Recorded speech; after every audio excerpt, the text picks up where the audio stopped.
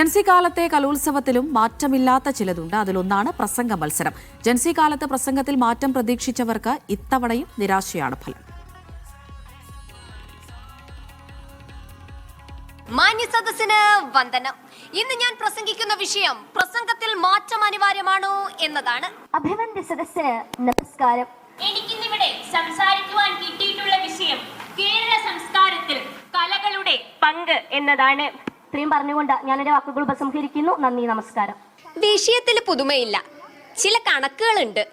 ശബ്ദമുയർത്തേണ്ടിടം 3, താഴ്ത്തേണ്ടിടം 4, പഠിച്ചു വെച്ച പ്രശസ്ത വാക്യങ്ങൾ 5-ൽ കൂടരുത്, കവിതയുടെ വരികൾ 2 എണ്ണമെങ്കിലും. ഇതിനൊപ്പം കടിച്ചാ പൊട്ടാത്ത മലയാളം നിർബന്ധം. ഹൗ, ആ കുട്ടികളുടെ മുഖത്തേക്കൊന്ന് നോക്കിയേ.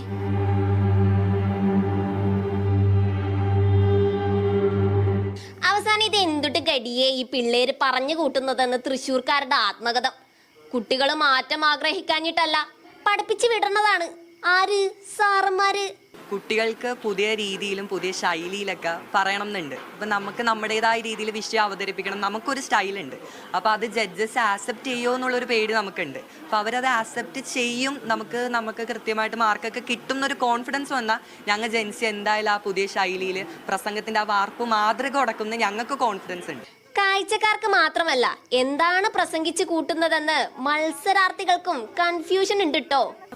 ആർക്കും മനസ്സിലാവാത്ത കുറേ പദപ്രയോഗങ്ങളും കുറേ ആവർത്തിച്ചിട്ടുള്ള കുറേ ഉപസംഹാരങ്ങളും അതുപോലെ നമ്മൾ ഇൻട്രൊഡക്ഷനും എല്ലാം കാണാതെ പഠിച്ചു വന്ന് ഏറ്റവും വികലമായിട്ടുള്ള എന്തൊക്കെയോ കുറേ ഭാഷാ പ്രയോഗങ്ങളെല്ലാം കൂടി ചേർത്തിട്ട് അങ്ങനെ വളരെ ആർക്കും കേട്ടാൽ മനസ്സിലാകാത്ത രീതിയിലുള്ള ഒരു പ്രസംഗം. സംസ്കാരം, മൂല്യച്യുതിയുടെ അവസാനം, കേരള സംസ്കാരം, കലകളുടെ സ്വാധീനം, ഭാഷയുടെ പ്രാധാന്യം. ഹൗ, ജൻസി കാലത്തും കലോത്സവത്തിന് പ്രസംഗ മത്സരമിനമായത് മുതലുള്ള ഫ്രഷ് വിഷയങ്ങൾ.